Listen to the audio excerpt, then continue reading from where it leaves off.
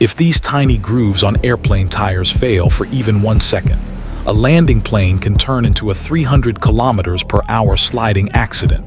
No grip, no control, just pure momentum.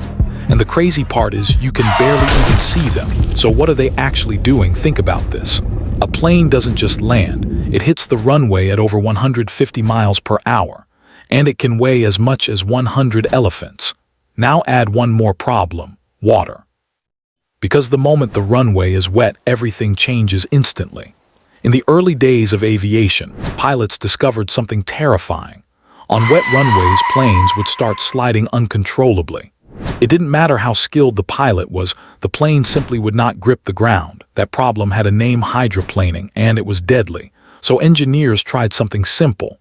They didn't change the plane, they changed the tire. They added tiny grooves. At first glance, nothing special, just small lines in rubber. But the moment the tire hits a wet runway, everything changes. Those grooves force water out, fast so the tire can reach the ground underneath. Instead of floating on water, it grips solid surface. But here, where it gets interesting, water is not even the biggest problem, because at those speeds, friction creates extreme heat instantly. And if that heat builds unevenly, the tire can fail during landing. So the grooves do something else too. They help spread that heat and balance pressure across the tire.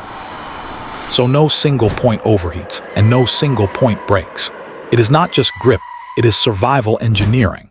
And here's something most people don't know: airplane tires are not filled with normal air, they use nitrogen.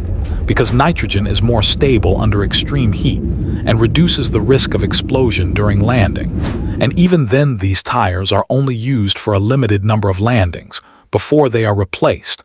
Not because they look worn, but because aviation safety leaves no room for risk. So those tiny grooves you barely notice are not designed. They are survival systems: water control, heat control, grip control, all happening in seconds during landing. And once you understand that, you will never look at an airplane landing the same way again. But here's the thing, this is only one part of the system, because the wings of the plane do something even more important during landing. And if those fail, the entire aircraft behaves completely differently in the air. That's where things get really dangerous. And that's exactly what happens next. And if you thought tires were fascinating, wait until you see why airplane wing flaps bend the way